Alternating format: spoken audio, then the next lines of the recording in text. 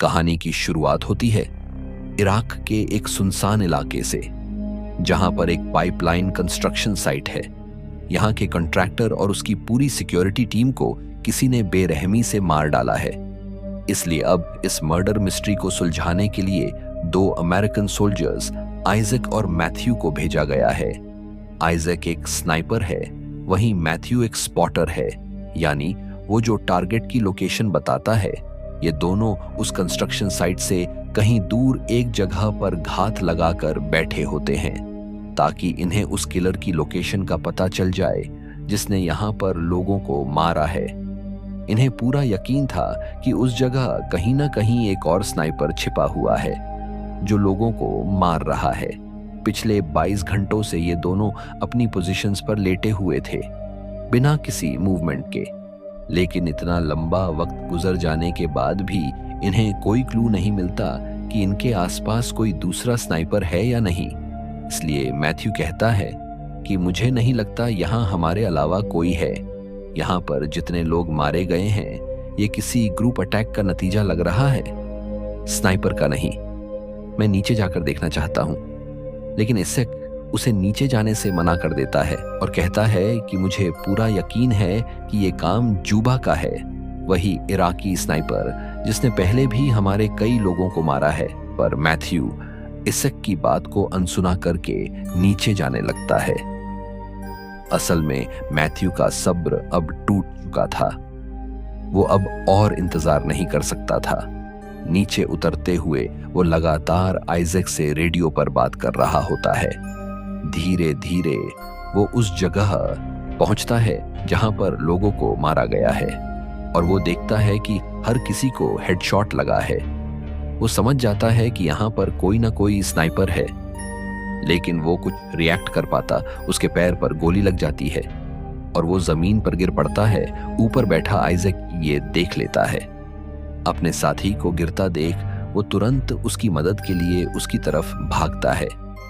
वो जानता है कि अगर वो सीधा भागा तो अगला निशाना वही होगा, इसलिए वो जिगजैग पैटर्न में दौड़ना शुरू करता है ताकि स्नाइपर का निशाना बिगड़ जाए। दूसरी ओर दुश्मन लगातार फायरिंग कर रहा होता है, लेकिन किसी तरह आइजैक गोलियों से बचते हुए मैथ्यू तक पहुंच जाता है। जैसे ही वो उसके पास पहुंचता है, एक और गोली आती है और इस बार आइजैक के पैर में लगती है, जिसके बाद वो अपनी जान बचाने के लिए पास की दीवार के पीछे जाकर छिप जाता है। मैथ्यू जमीन पर पड़ा दर्द से तड़प रहा था। वो आइजैक से कहता है कि मुझे माफ कर दो, मुझे तुम्हारी बात मान लेनी चाहिए थी। आइजैक खुद भी बुरी तरह जख्मी था। उसके पैर से खून बह रहा था, इसीलिए वो अपने पैर के खून को बंद करने के लिए उस पर पट्टी बांधता है। इसके बाद वो अपना रेडियो निकालता है ताकि हेडक्वार्टर्स कांटेक्ट करके मदद मांगी जा सके, लेकिन वो देखता है कि रेडियो का एंटेना पूरी तरह से टूट चुका होता है। इसका मतलब अब वो अपने हेडक्वार्टर से कांटेक्ट नहीं कर सकता। तभी मैथ्यू धीरे धीरे आइजैक के पास आने की कोशिश करता है, लेकिन आइजैक तुरंत उसे रोक देता है और कहता है कि तुम बिल्कुल मूवमेंट मत करना, नहीं तो स्नाइपर समझ जाएगा कि तुम अभी जिंदा हो और उसकी अगली गोली सीधे तुम्हारी जान ले लेगी। इसीलिए जिस पोजीशन में तुम हो उसी तरह रहो, बिल्कुल हिलना मत। इसके बाद वो दीवार में बने छोटे से छेद में स्पॉटर लगा देता है ताकि वो उस दुश्मन स्नाइपर की लोकेशन ट्रैक कर सके और सही मौका देखकर उस पर निशाना लगा सके। साथ ही उसके पैर में बहुत दर्द हो रहा होता है, इसीलिए वो अपने पैर में लगी गोली को निकालता है। बहुत ज्यादा खून बहने की वजह से वह बेहोश हो जाता है। कुछ देर बाद जब उसे होश आता है तो उसके रेडियो से किसी की आवाज सुनाई देती है। कोई उसे कांटेक्ट करने की कोशिश कर रहा था। आइजैक तुरंत जवाब देता है। इसैक बताता है कि हमें गोली लगी है, कोई हमें यहां पर मारने की कोशिश कर रहा है। हमारे आसपास कोई स्नाइपर है, लेकिन उसकी लोकेशन हमें नहीं पता। रेडियो के दूसरी ओर से आवाज आती है और उससे पूछती है कि तुम मुझे अपनी लोकेशन बताओ। इसैक जवाब देता है कि मैं पाइपलाइन कंस्ट्रक्शन साइट पर हूं, मेरे साथ मेरा साथी भी है। फिर वही आवाज दोबारा कहती है, ठीक है, मुझे अपनी एग्जैक्ट पोजीशन बताओ, या फिर खड़े हो जाओ या हवा में फायर करो, ताकि हम तुम तक पहुंच सकें। यहीं आइजैक को शक होने लगता है। वो मन ही मन सोचता है, कोई भी अमेरिकन ऑफिसर ऐसा कह ही नहीं सकता, ये तो प्रोटोकॉल के खिलाफ है।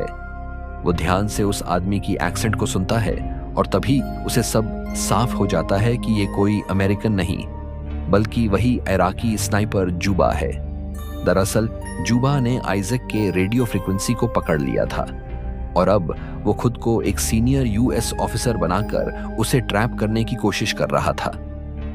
पर तुरंत आइजैक को समझ आ जाता है कि ये वही दुश्मन स्नाइपर है। अब वो बेस से कांटेक्ट करने की कोशिश करता है, पर दूसरी तरफ से वो आवाज कहती है कि अगर तुम मुझसे कोऑपरेट नहीं करोगे तो मैं तुम्हारे साथी को मार दूंगा। मैं जानता हूं वो अब भी जिंदा है। मजबूरी में आइजैक को उससे बात करनी पड़ती है। दुश्मन कई सवाल पूछता है पर आइजैक हर सवाल का जवाब नहीं देता। इसी बीच उसे भयंकर प्यास लगती है। वो बैग से पानी का बोतल निकालता है, फिर वो देखता है कि बोतल पर गोलियों के निशान हैं, जिस वजह से सारा पानी बह चुका है।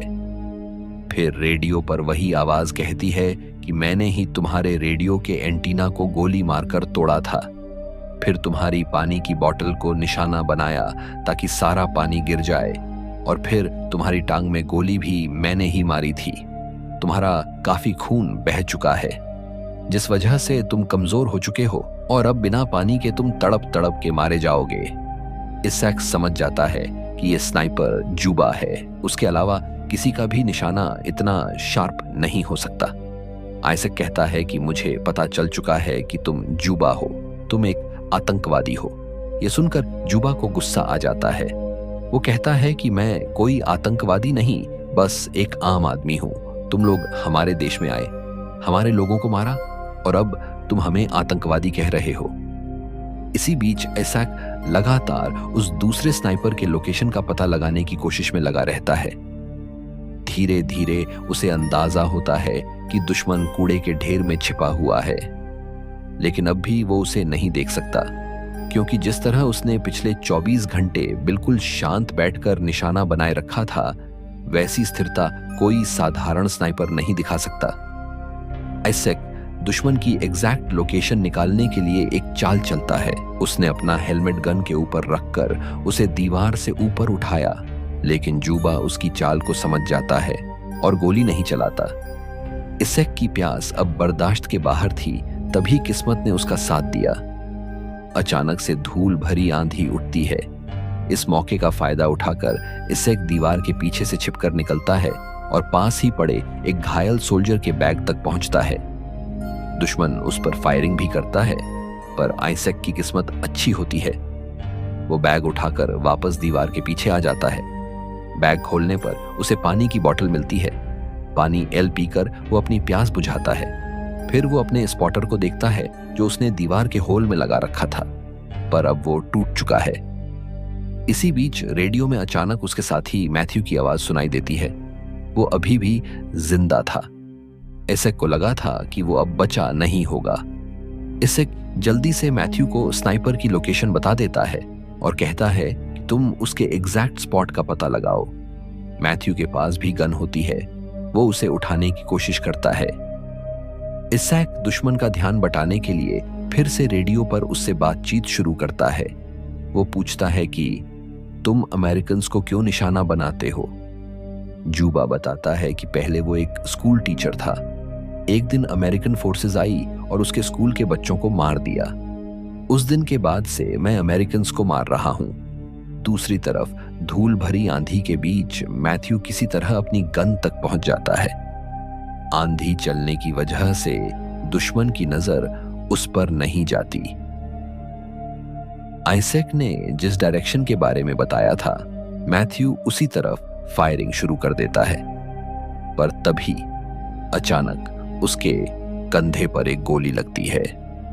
वो और ज्यादा जख्मी हो जाता है और आइजैक की ओर बढ़ने लगता है।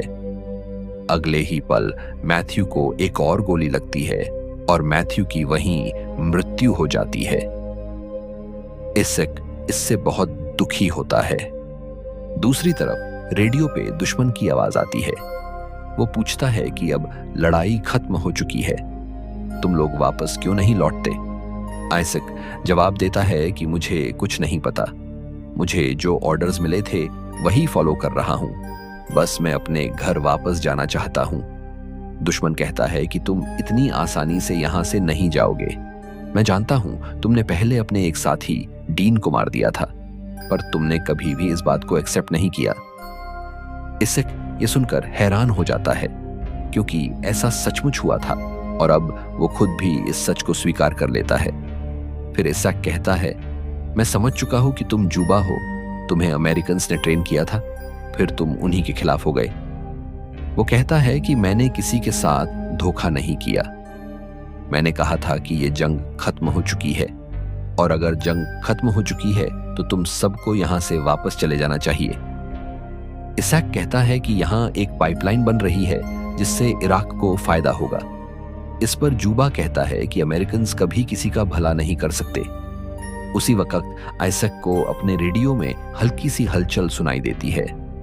वो रेंगते हुए रेडियो के पास पहुंचता है और सुनता है कि दूसरी तरफ से उसके बेस की आवाजें आ रही होती हैं, जो कि उसके कैप्टन की थी। पर उसका रेडियो अब सही से काम नहीं कर रहा, क्योंकि उसका एंटेना टूट गया है। इस वजह से उसकी आवाज कैप्टन तक नहीं पहुंचती। दूसरी तरफ जुबा इसैक बनकर उसके कैप्टन से बातें करता है।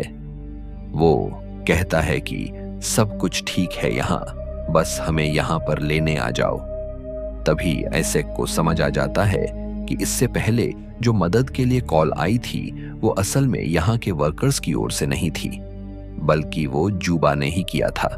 जुबा ने इसैक के रेडियो की फ्रीक्वेंसी पकड़ रखी थी और अमेरिकन चैनल पर ही ट्यून कर रखा था। मतलब अब जो भी रेस्क्यू टीम्स आएंगी वो जुबा का शिकार बन जाएंगी। पर आइजैक कुछ कर नहीं सकता, वो बहुत जख्मी है और खून ज्यादा बहने के कारण कमजोर हो चुका है। आखिरकार उसकी आंखें बंद हो जाती हैं और वो बेहोश हो जाता है। थोड़ी ही देर बाद आइजैक के पैर पर एक क्रो आकर बैठता है, जिससे आइजैक की आंख खुल जाती है। उसे अपने आसपास कोई हलचल सुनाई नहीं देती। वो समझ जाता है कि जो दूसरा स्नाइपर है वो भी सो चुका है, इसीलिए वो एक लकड़ी के टुकड़े पर रस्सी बांधता है और अपने मरे हुए साथी मैथ्यू की गन को खींचकर अपनी तरफ ले आता है। फिर वो उस कचरे के ढेर की दिशा में लगातार फायरिंग शुरू कर देता है। इसी बीच अचानक उसे आसमान से हेलीकॉप्टर की आवाज सुनाई देती है। वो अमेरिकन रेस्क्यू टीम है जो जुबा के रेडियो सिग्नल पर यहां पहुंची है। इसैक समझ जाता है कि अब जुबा इन्हें भी मार डालेगा। उन्हें बचाने के लिए वो अपने सामने की दीवार गिरा देता है। दीवार के गिरते ही चारों ओर धूल उड़ने लगती है। इसी बीच आइजैक उस कचरे के ढेर पर कई सारी गोलियां चलाता है, लेकिन उधर से कोई गोली नहीं चलती। वो समझ जाता है कि जुबा अब मारा गया है, इसलिए वो खड़ा होता है, जिसके बाद हेलीकॉप्टर उसके पास लैंड करता है। सोल्जर्स उसे स्ट्रेचर पर उठाकर अंदर ले जाते हैं। हालांकि वह अपने साथी सोल्जर्स को बताता है कि कचरे के ढेर में जुबा छुपा हुआ था, एक बार फिर से तुम्हें वहां पर चेक कर लेना चाहिए। पर हेलीकॉप्टर का शोर इतना ज्यादा होता है कि उन्हें उसकी बात समझ में नहीं आती और वो उसे लेकर यहां से टेक ऑफ करते हैं। और तभी नीचे से जुबा, जो अब भी जिंदा है, अचानक फायरिंग शुरू कर देता है। उसकी गोलियों से पायलट और सारे सोल्जर्स मारे जाते हैं और फिर हेलीकॉप्टर जमीन पर क्रैश हो जाता है। इस हादसे में आइजैक की भी मौत हो जाती है। वहीं अब जुबा फिर से जुबा रेडियो उठाता है, अमेरिकन हेडक्वार्टर पे कॉल करता है और वही मदद मांगने की एक्टिंग दोहराता है। इसका मतलब है कि अब कोई और टीम आएगी और जुबा उनको भी मार देगा। और इसी तरह ये कहानी यहाँ पर खत्म होती है।